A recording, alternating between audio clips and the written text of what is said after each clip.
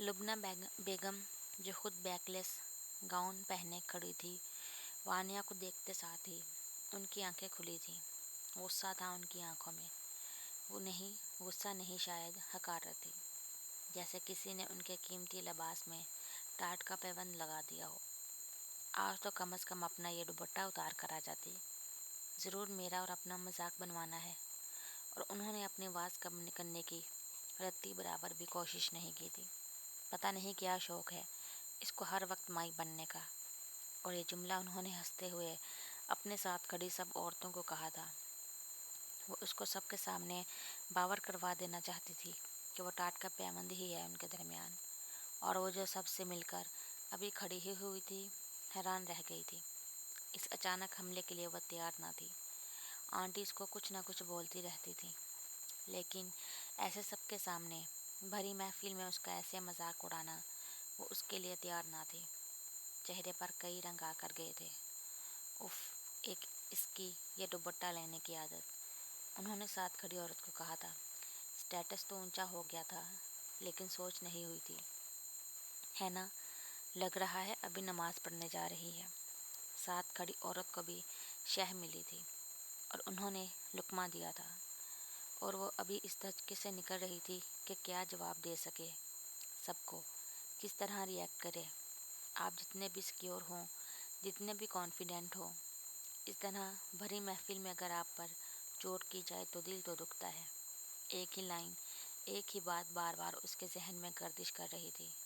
और तुम्हें क्या लगा था कि तुम कहोगे तुम ईमान ले आए और तुम आजमाई ना जाओगे?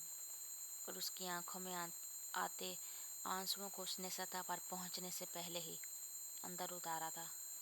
उसे क्या लगा था वो स्कार्फ के लिए आजमाई ना जाएगी? उसके लब एक मुस्कुराहट में ढले थे। चेहरे का सुकून वापस आया था और नज़रें झुकाए बगैर उसने जी आंटी कहा था। इतने में फरहान वापस आ गया था। उसे वहाँ से अपने साथ ले गया था, अपने दोस्तों से मिलवाने। शायद वो समझ गया था और उसे वहाँ से निकालने आया था। उसके अपने तासुरात भी अब संजीदा हो गए थे। वो उसे अपने दोस्तों के ग्रुप में ले आया था और इस दफ़ा उसे छोड़कर नहीं गया था। उसके साथ खड़ा रहा था और उसे सबसे खुशी खुशी मिलवा रहा था। इनमें से एक दोस्त ने कहा था आज भी, और साथ उसके स्कार्फ की तरफ इशारा किया था। मानिया ने आंखें बंद की थी। अब उसको सब पर गुस्सा आ रहा था। सेकंड के 1000वें हिस्से में उसने जहन में एक कड़कदार तकरीर को तरतीब दी थी, जिससे इस पार्टी में मौजूद हर शख्स का मुंह बंद हो जाता। बोलने के लिए मुंह खोलने ही लगी थी कि कुछ अर्सा पहले रेडियो पर सुने किसी मौलवी की आवाज़ उसके कानों में गूंजी थी कि रहमान के बंदे हर फजूल बहस में खुद को शामिल नहीं करते। और उसने जवाब देने का इरादा तर्क कर दिया था। किसी दीवार को जब उसका मुद्दा समझना ही नहीं तो वो क्यों ख्वाम खान से बहस करती? अहले ईमान हर फजूल बहस में खुद को शामिल नहीं करते। एक गहरी सांस ली थी, आंखें खोली थी और फिर एक सुकून से एक एक लफ्ज़ पर जोर देकर कहा था, जी आज भी और इंशाल्लाह आइंदा भी। उफ, इसका स्कार्फ इन सब के लिए इतना बड़ा इशू क्यों था? उसने दिल में सोचा था। अब वो चिढ़ रही थी सबसे, और फरहान इस सब को हैरत से देख रहा था। उसे लगा था वो कड़क सा जवाब देगी या बदतमीज़ी करेगी, लेकिन वो उसके कंपोज़र को देखकर हैरान हुआ था। वो कुछ देर और वहाँ खड़ी रही थी और फिर माजरत करती साइड की टेबल पर जाकर बैठ गई थी। सबसे मिलना भी ज़रूरी था कि शादी के बाद वो पहली दफ़ा किसी फंक्शन पर आई थी और हर एक के पास कोई ना कोई कमेंट भी ज़रूर था उसके स्कार्फ के बारे में।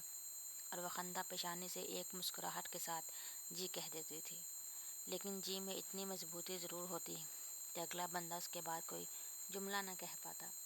उसके स्कार्फ के बारे में वो दूर बैठी अपनी सोचों में गुम थी।